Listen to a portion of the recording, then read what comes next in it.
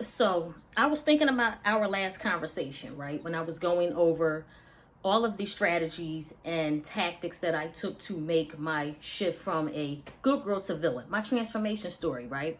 That was actually a perfect segue into what I would like to discuss with you all in this video today, which is the consequences of comparison, right? I thought about that. I'm like, oh wow, this is perfect. This is perfect. Comparison can be good or bad, right? Comparison is not necessarily a bad thing. It's not necessarily a good thing. The consequences can also be good or bad, wanted or unwanted, depending on the context of the situation, right? But it's one of those things that we really don't put too much thought in. We just do it, right? It's an automatic behavior. We know that a lot of people are operating on autopilot because we have developed habits, we have routines, all of the day-to-day life stuff that we have to take care of.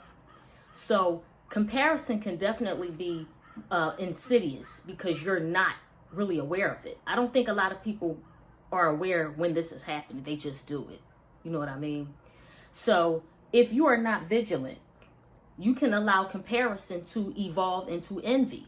And we already know if that goes unchecked, that can really lead you down some dark paths. If you allow comparison to evolve into envy, that's just one of the insidious ways, insidious nature of comparison. So it's important, again, to stay vigilant as you are working on your mental and emotional health, as you are working to maintain and enhance the quality of your life, right? And see, here's the thing. You don't know what could be going on within the confines of another woman's mind, right? What may be gnawing at her heart and at her spirit. You never know. You just don't know, right? You could be measuring yourself, your life, your choices, right? You could be measuring all of that against a woman who appears to have it all together, right? Because she looks put together. She speaks as if she has it all together. Meanwhile, she could be broken on the inside. Meanwhile, she could be suffering from low self-esteem and feelings of inadequacy as you're measuring yourself against this woman, right? And because you're measuring yourself against another woman, what you're essentially doing is building an image of what you perceive to be true about this woman. You're just coming up with things in your head, right? You're building an image of what this woman is and what she has and who she is, right? This is what makes it so insidious. And in the process, you're diminishing your own accomplishments and achievements, things that were once a big deal to you, because you're now putting those to the side to focus on another woman's achievements and accomplishments, and then making yourself feel bad. So now your self-esteem is taking a hit, right? Because you're not minding your business. You're not minding your business. Also, you don't know the pressures that a woman is dealing with, right? Or the expectations that has been placed on her or that she has placed on herself, right? And the thing is, another wild thing about this, if you did know what may be true, you wouldn't pay to trade places with this woman. That's what makes comparison so insidious, right? It causes delusion. It causes you to become delusional because you start building up what you perceive to be true about someone, even though you don't know that to be true, right? That's what makes it dangerous. In comparison, it keeps you stuck in a loop of delusion, of low self-worth, dissatisfaction, right? This is what makes it dangerous. This is why you have to be aware and catch yourself if this is what you're doing. So you don't want to get swept away in optics, right? How things look when it comes to people, when it comes to another woman, and what I'm speaking about, right? You don't want to get caught up with that, especially on social media, right? That's another thing where oftentimes what people are doing is sharing an idealized, filtered and curated version of reality. So you don't want to get swept up in the optics of how things look. Now, that brings me, just as a sidebar, you have to be cautious who you are absorbing information from. Because again, social media, a lot of comparison stems from that, right? You're dealing with an idealized, filtered, curated version of reality that people are presenting to you. So I implore you to be extremely cautious and discerning about who you are absorbing information from, right? Especially when it comes to men and relationships, which we all know that's a big thing on social media, right? That's like one of the major, most talked about topics or whatever on social media is dating, men, relationships, marriage, all that type of stuff. All of that, which at the end of the day, it's all going out the window in real life because people are going to they're going to love who they want to love. They're going to have children with who they want to have children with. They're going to do whatever they want to do at the end of the day.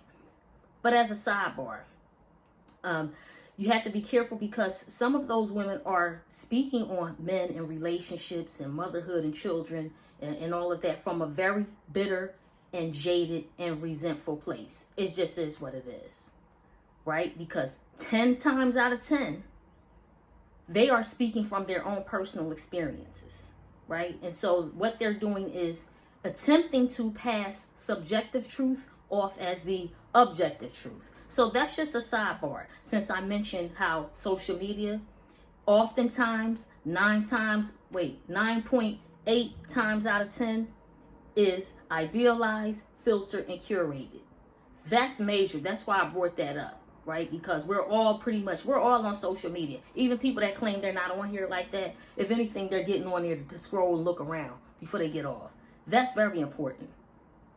Very, very, very extremely important not to do that as you're scrolling on social media.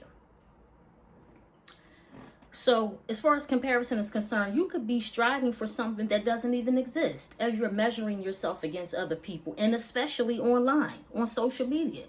You could really be wasting your time and your energy and eroding your self-esteem and diminishing all of your accomplishments and achievements that were once a big deal to you, but are now, you just threw them to the wayside so that you can focus on someone else's achievements and accomplishments, right? I made a post a while ago that said, what did I say? I said, the pressed are easily impressed. The pressed are easily impressed. And what I meant by that, the pressed, meaning people who are seeking validation from other people, right? They're pressed. They are searching for validation. And they're easily impressed. Impressed in this sense mean an effect has been made on them. Someone else has made them move, right? Something or someone else. Something or someone else has had an effect on them. A visceral effect. They were impressed. The pressed is easily impressed. So think about that, right?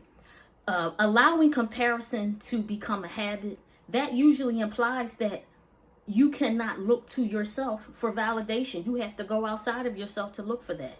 That's usually what that implies. That's what makes you pressed when you do that. You are desperate for validation. You are pressed. And then you put all of your accomplishments, everything that you were once proud of, you put that to the side because now you know you're no longer good enough. That what you have accomplished is no longer good enough. You are desperate. You are pressed. And you are easily impressed. And again, this is something that is really rampant on social media, right? Because we're inundated with everyone's lives, back to back to back to back. So I wanted to throw that out there as well. Another woman's beauty isn't the absence of your own. Now, I didn't come up with that quote, but I remember seeing that online years ago. How I interpreted that, it's not just about looks, right? Not physical looks. A lot of women get hung up on that. Looks only take you so far. How I interpreted that is you comparing yourself to another woman and the beauty that you see in another woman's life, whatever it is that she's presenting to the world, whilst you are neglecting your own beauty, whether that be physically or just anything in your life that you have accomplished, no matter how small it is, anything that you have accomplished that is beautiful in your life. It's a beautiful thing that you've done. You are neglecting that, focusing on another woman's beauty. I thought that quote right there, oh my goodness, I love that. I shared this. That screenshot is still on my phone. That is so true. Another woman's beauty is not the absence of your own. I don't know who came up with that, but that was perfect. That was perfectly articulated, right? This is why beauty is in the eye of the beholder. Yes, it is. I don't care what nobody say. Beauty is in the eye of the beholder. This is why people have preferences, right? Not just romantic partners, but the people, places, and things that they choose in life, right? One thing I may want, you may not be interested in, right? That's what makes beauty. Beauty is in the eye of the beholder. That's also true. That's also relevant to this conversation about comparison. What do you find beautiful, right? What's beautiful in your own life? What moves have you made that are beautiful, right? Those are just some questions to ask. Yes, beauty is definitely in the eye of the beholder. So that's something else that I wanted to throw out there too, as far as that quote, right? I didn't come up with that one, but that one was on point too. That is extremely relevant to this conversation of comparison. Again, comparison will have you stuck in the loop. It will have you stuck in the loop. This is why I always talk about minding your business. Minding your business. That's a great way. Minding your business is an antidote to comparison, right? And y'all know what else is the antidote to comparison? Self-centeredness. Absolutely. Self-centeredness. I remember when I first got on here, when I first started this channel, a woman said that I was full of myself. Yes, I am. Absolutely. I'm like, is that supposed to be a dig?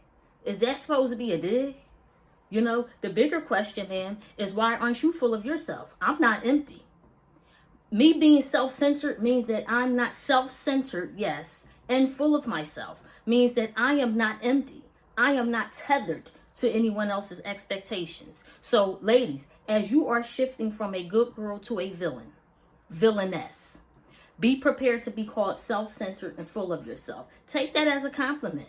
Absolutely. Because when women say that, I look at them and I know that they're empty. So calling me self-centered and full of myself, that's a compliment. Thank you. That's a compliment.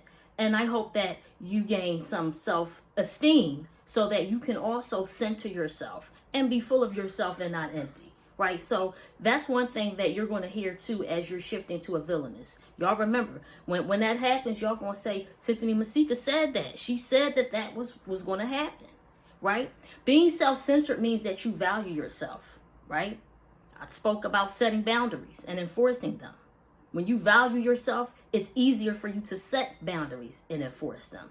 Being self-centeredness is synonymous with self-respect. And so if I am not respecting myself, that means I'm respecting other people, places, and things before I am respecting myself, right? So self-centeredness is an antidote as well to comparison, right? I said, what was the first one I said? I can't remember the first one, but self-centeredness and, I can't remember the first one I said. Anyway, guys, I hope that you have taken something from this. Apply it in your life. Remember, information, when you're not applying it, it means absolutely nothing. It just means you have some new information to store in your brain. Go ahead and practice it. Apply it, right? Until next time.